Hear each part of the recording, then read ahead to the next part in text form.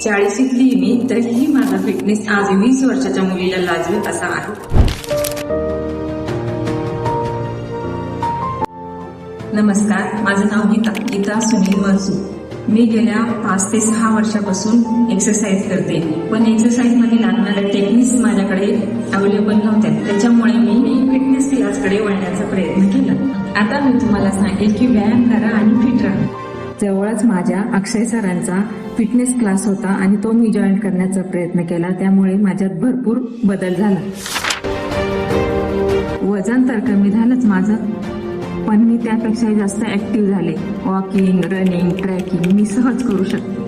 आता माझा विचार मॅरेथॉन धावण्याचा आहे आणि मला समजले की फिट राहणं किती महत्वाचं आहे.